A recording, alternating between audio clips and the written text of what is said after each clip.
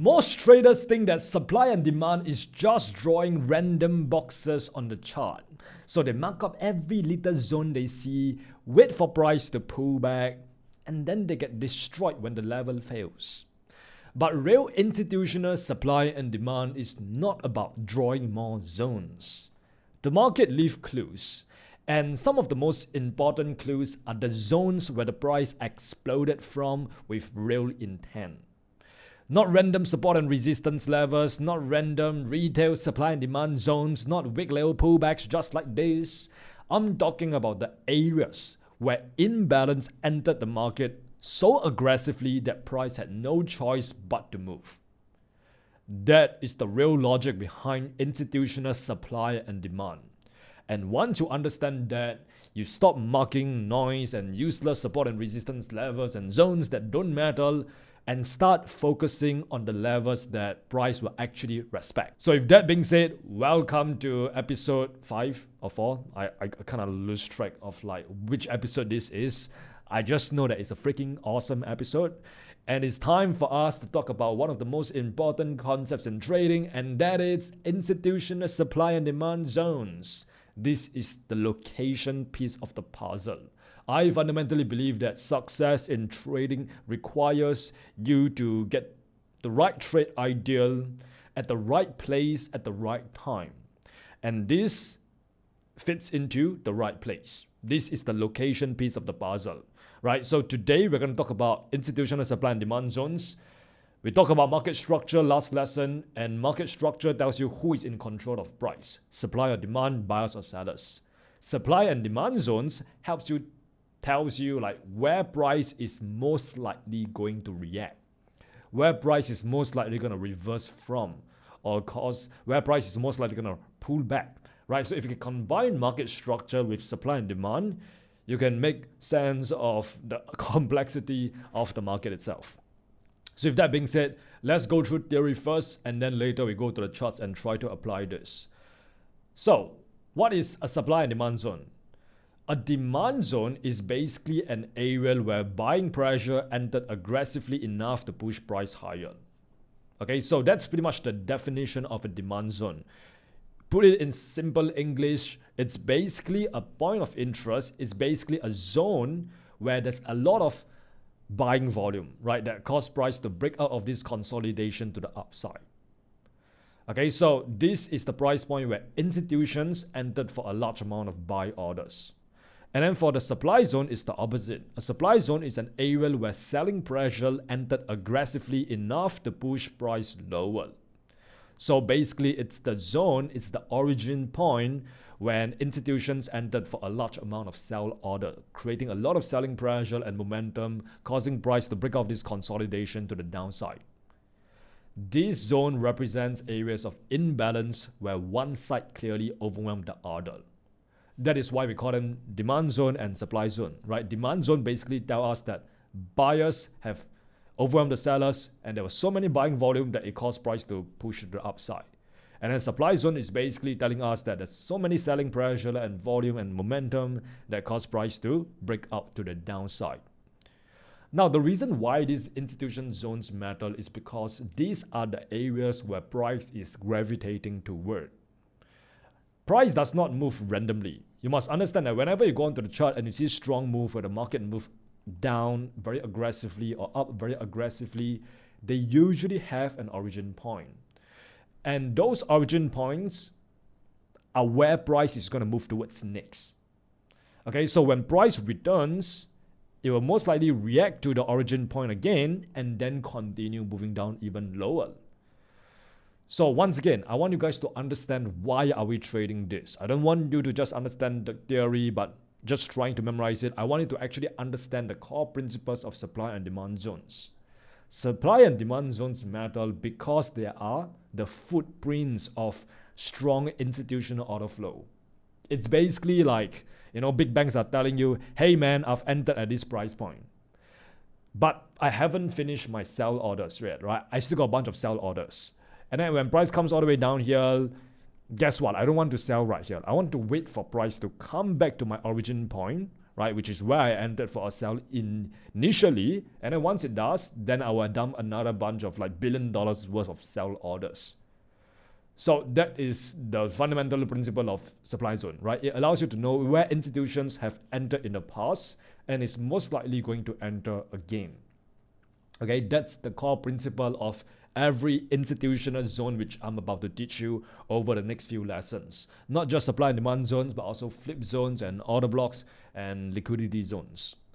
All right, but for now, let's just take things one step at a time and just first understand supply and demand zones. So this is really what we call the order flow, right? Remember when we talk about how price have to move from phases of balance to imbalance to balance to imbalance.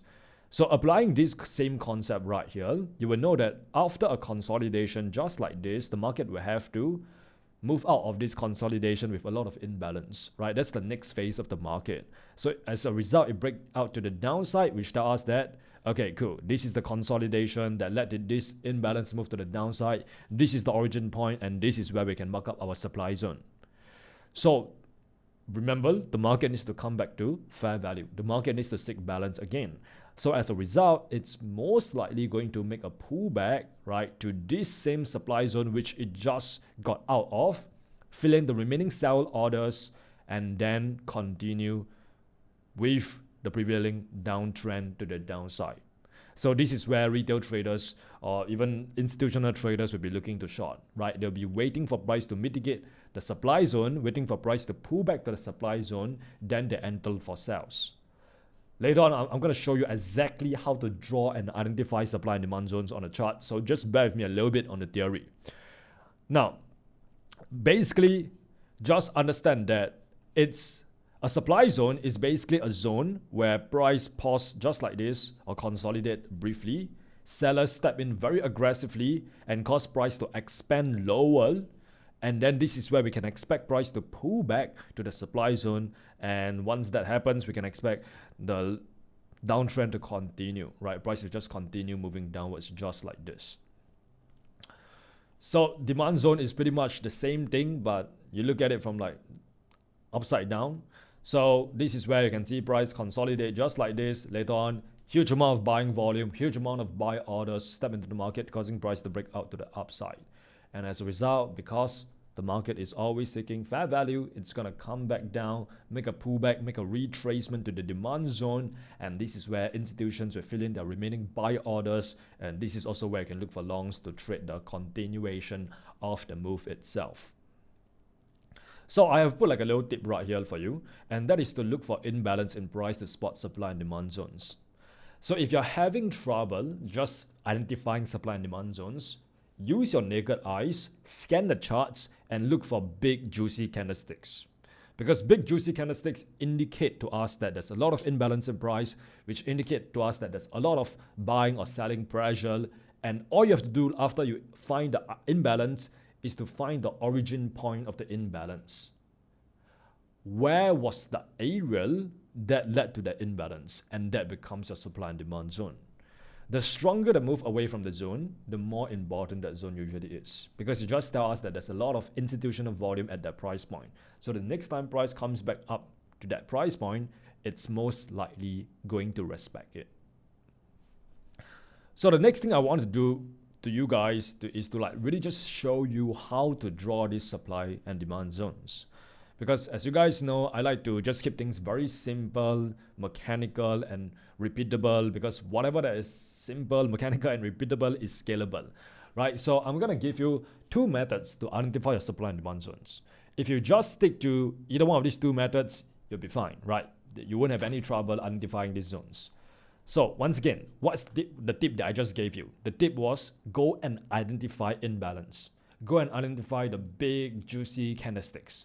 Right, so just by looking at a blank chart just like this, I can see so many, right? I can see one here, some here, right? It's all over the place.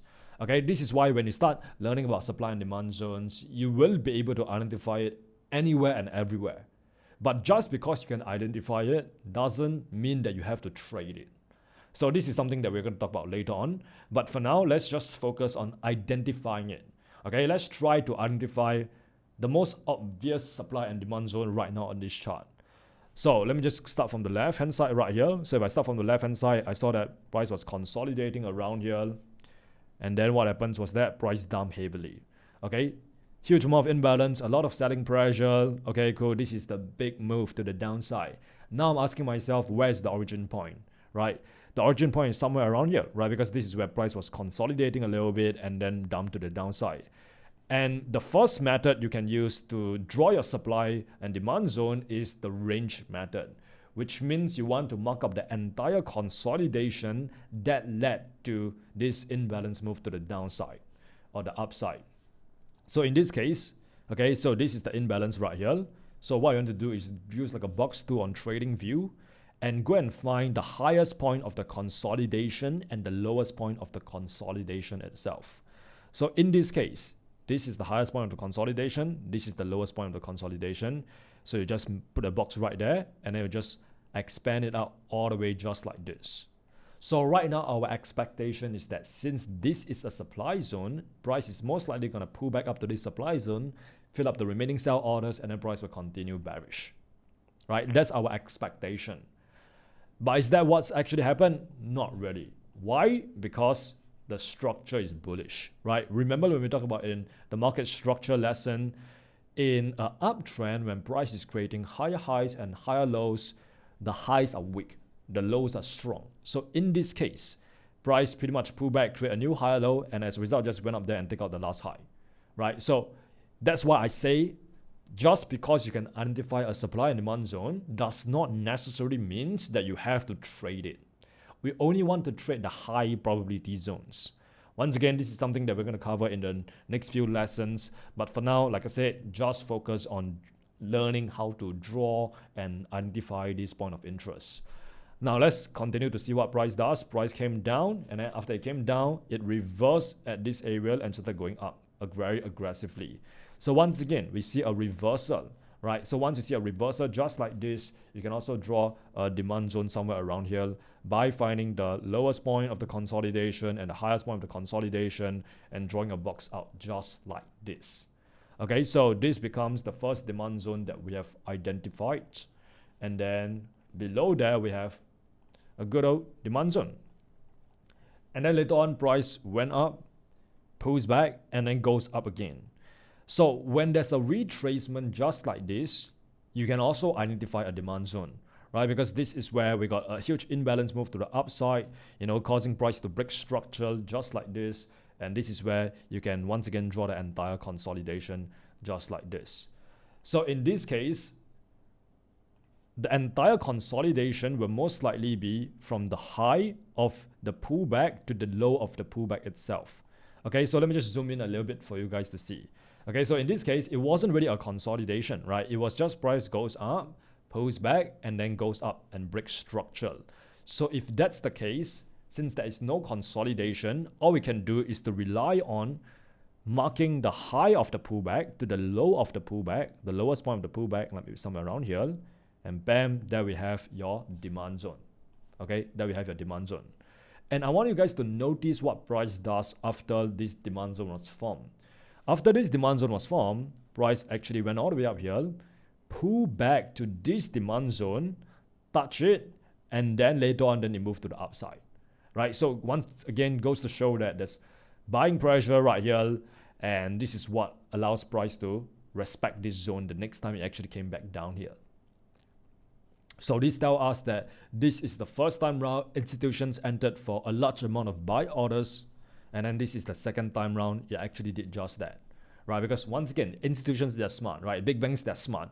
They're not going to be buying right here, right? Because if they buy here, they might have to like place their stop loss below these lows, and they have a wider margin of error.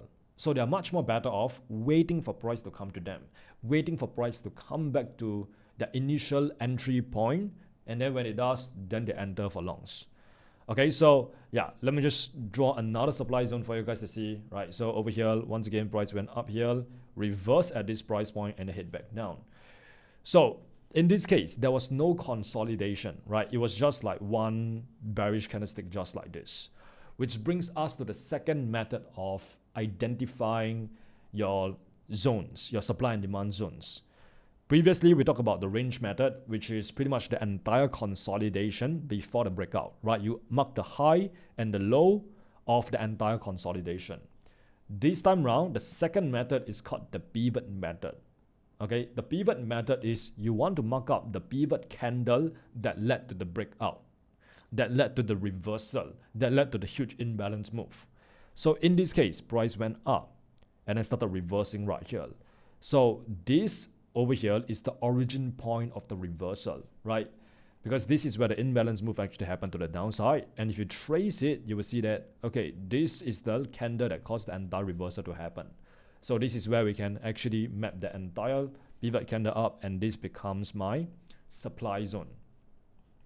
Okay, so using this exact same method, let's try to refine these supply and demand zones that we have just drawn earlier. So over here, this is where you can, refine this entire range to just the pivot candle, which could potentially be this one right here. And then for this one, refine the entire range, right? This entire demand zone. This is how I would draw it if I'm using the range method. But if I'm using the pivot method, I'm gonna be identifying the pivot candle, which is this candle right here, the candle that caused the reversal. And then in this case, it's gonna be this candle right here. Yeah, so you can use the pivot method to have like a much more refined zone. Okay, so here's a caveat. The more refined the zone is, the higher your risk to reward, right? Which means that, okay, if there's a supply zone right here, we want to enter for sell the minute price, mitigate the zone. Our stop loss might be above that supply zone. You can see, once again, it's much more tighter compared to if you were to mark up like the entire range just like this, right? Then your entry will be a little bit worse. So the more refined your zone is, the higher your risk to reward. But the downside is there's a greater chance of you missing the trade entry. Okay, so in this case itself, if you actually draw this demand zone using the pivot candle method, you will see that the first time round, price did not actually mitigate that zone, right? It came all the way down here, did not mitigate that zone, and just blew and just continued going up just like this. So if you were actually using the pivot method, you would have missed this entry itself. You wouldn't have been able to get into this entry because price did not mitigate your zone. However, if you were to use the range method, right, to mark up this entire retracement, what happens is that price actually mitigate the zone, right? So this is where you could have been tapped into the trade and then price will go up there. Happy-go-lucky, merry-go-round, happy days. So that's the downside of using the pivot method. Yes, you get a much greater risk to reward, right? Which means you have a smaller downside and a greater upside. But there's also a greater chance of you missing a trade entry. So my advice for majority of you guys watching this is to find out which one works best for you based on data. Try both of these methods over the span of 100 trades. Right, and then based on that, find out which is the method that works for you and just stick to that consistently. So if you feel like the range method works better when you mark up the entire consolidation, then you want to make sure that you're always using the range method. If you feel like the pivot method works better for you, right, because you are able to get much more precise entries, it's much more suitable for you, then you always want to be using the pivot method. So find the method that works for you and just stick to it religiously. Okay, so let me just give you guys more examples on the charts right here. So I want you guys to do this exercise with me, right? So right after this video, if you have the time, go onto a blank chart and just try mapping this out, right? Because the more you do this, the better you get at it. Okay, so let's see, there's another, okay, let's look at the most obvious ones, right? Because there's some minor ones like this ones right here and also this ones right here. And I just want you to focus on the most obvious ones for now. And then later on, as you get more competent, you can just get better at refining them and just spotting more of them. So in this case, price came up, pull back, consolidate a little bit, and then goes up, right? So once again, we can mark this entire consolidation right here as the demand zone. Okay, so this becomes the entire demand zone. But since this is a pullback, right? Remember what we just mentioned. You can actually mark up the high of the pullback to the low of the pullback as the entire demand range, right? So this becomes my range demand zone. It's a fairly wide range, okay, very wide range. Okay, later on, price went up there. Guess what? Price mitigate this demand zone and then continue going up a little bit right here. So just continue mapping out the obvious demands and supply zone. You can see that there's potentially demand zone right here, and then there's also a supply zone up here. Okay, so this is one of those instances where price is respecting the same supply zone multiple times, right? You can see price goes up, mitigate that supply zone, comes back down, goes up again, mitigate that supply zone, comes back down, goes up again, mitigate that supply zone, comes back down, telling us that this is a very strong supply zone and it's most likely gonna hold. And surely enough, it went back up there multiple times and it always hold. Once again, this is another sign that tells us that institutions are literally dumping a lot of sell orders at this price point. So you shouldn't be, trying to look for longs at this price point, knowing that there's so much selling pressure at this area right here. So once again, your goal is not to draw these perfect boxes. Your goal is to just identify the origin of the move itself, right? Go and find, this imbalance move to the downside, and then just go and identify the origin, right? Like I said, either use the range method or the pivot method, just like this. And you can see what happens after price break to the downside, price mitigate this previous supply zone, continue going down. Okay, this is just how supply and demand zones work. It's a very simple concept, and I really believe that the more you practice this, the better you get at spotting it, which means that the easier it is for you to actually make sense on like when to buy and when to sell. Okay, so like for example, if you drew this as a demand zone, then you might want to enter for longs. The minute price mitigate your demand zone. Or you drew this as a supply zone, then you might want to look for shorts the minute price mitigate your supply zones. We are going to dive deeper into like when exactly to enter later on, where you will learn about the concept of entry models, which states that once price enters your supply and demand zone, you want to look for certain entry models, which is entry confirmation, entry signals, entry confluences that have to show up in the market before you can press the buy or sell button. Once again, that's for a future lesson. For now, just get really competent at just identify and trading those zones. Okay, so yeah. Now let's talk about what counts as a mitigation, right? So in this case itself, let me just give you guys like an example. So price was consolidating around here, right? Let's mark this entire consolidation up from the high to the low, just like this, okay? From the low to the high, and then combining market structural, you saw that price has broke structural right here to the downside. Okay, so this is where you can identify your swing high and your swing low. Okay, so in this case, price have pretty much came down, pull back, and then goes down. So the minute price actually mitigate this supply zone the first time round, does this count as a valid mitigation? Does this mean that price is not going to come back up here again since it has already been mitigated? Well, I like to keep things mechanical, like I said, so I want to give you like a very simple rule. It counts as a mitigation if price has break out of the consolidation and it has pulled back very aggressively into the 50% of this zone itself, right? So this is the entire zone. If you draw your retracement tool from the high to the low of this entire consolidation, you will see that this is the 50% line, right? Like this blue color line right here. Once again, this is settings. You can just pause the video right now and just copy the settings if you want. So when you have these settings on your Fib retracement tool, you will be able to find out where is the 50% of the zone itself. So for me, I like to count a valid mitigation as price reaching the 50%.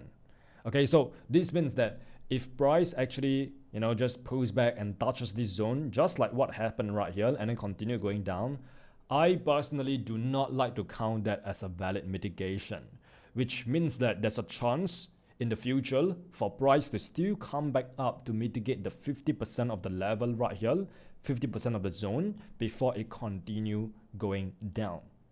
There's a chance. Like I said, nothing is ever guaranteed in this market. There's a chance that it's going to happen. So I think like it's very important to have like a rule just like this so that you don't have any room for guesswork whatsoever.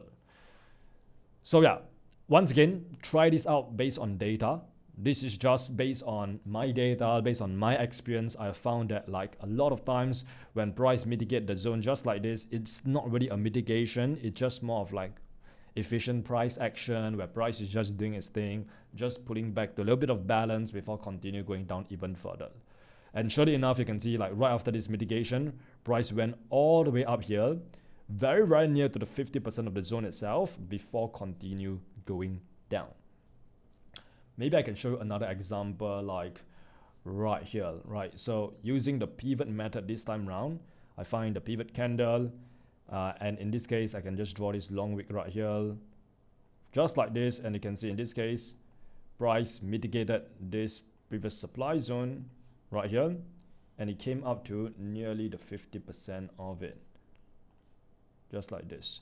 Not really like the 50% of it, but later on it went up to the 50% of it, right? If you just drag it all the way up here, you will see that right now price has came up to the 50% of it, right? So you can see when price mitigate this zone just like this, comes down, come up again, mitigate it, comes down, failed to have enough selling pressure, come up again, comes down, and then eventually right now it came all the way up here to the 50%. And if there's sufficient selling pressure at this zone, it's gonna cause price to continue going down. So that's the concept that I want to like share with you guys, and that is the concept of what counts as a mitigated zone and what counts as an unmitigated zone. An unmitigated zone, which is a zone that haven't been touched, right, that haven't really reached the 50% level, tells us that at some point of time in the future, price will come down to the unmitigated zone, mitigate it, and then go. And then when you see a mitigated zone, like just like in this case, there's a chance that in the future, the next time price actually come down to this level, price will just blast right through it. Because it has already been mitigated, because it has already been used. Remember the logic behind these zones, right? This tells us that institutions has looked for long orders right here, and then the next time price came back down here, they're going to deploy the remaining buy orders that they actually want to execute. So this means that there's not much buy orders at this price point anymore. So the next time price comes down to this area, price is most likely going to blast right through it and just continue going down, causing this zone to fail.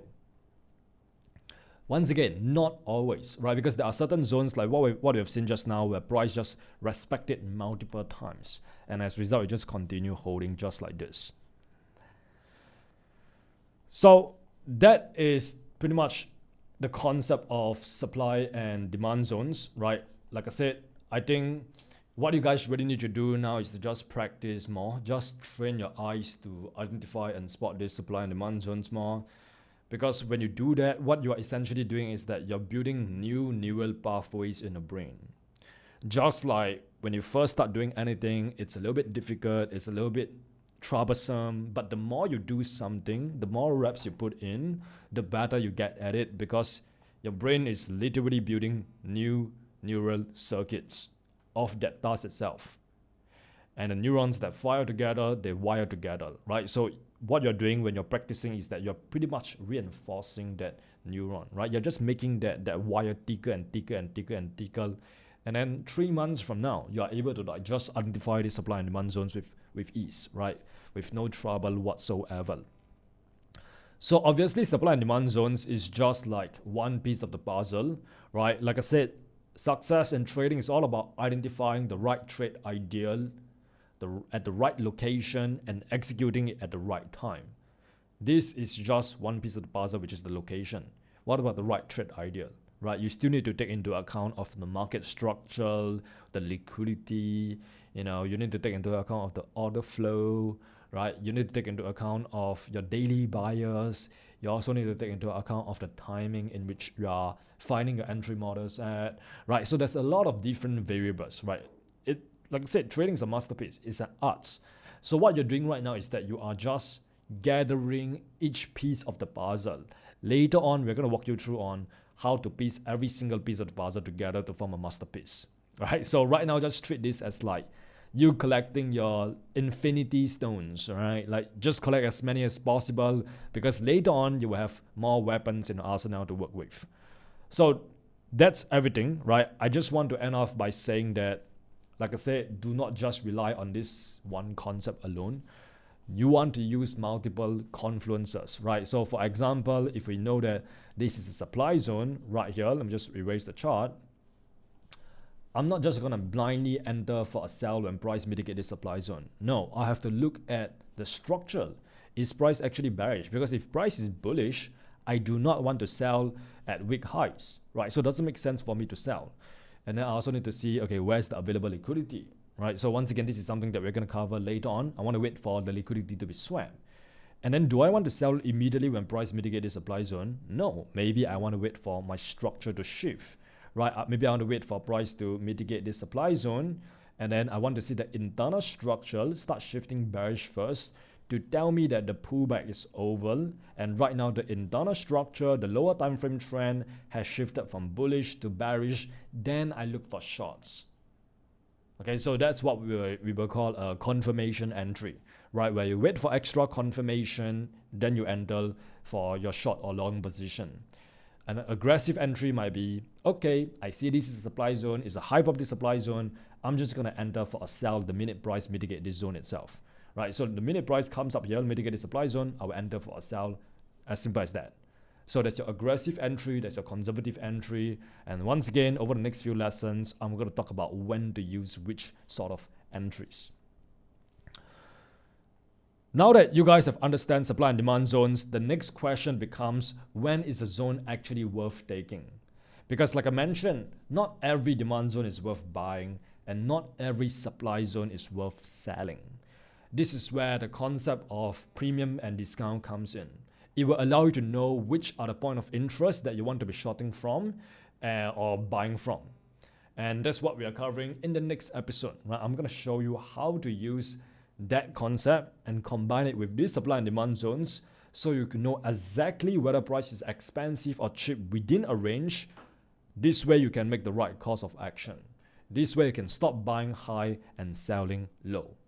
So I look forward to seeing you in the next lesson. And as always, remember, you're just one trade away. Mwah.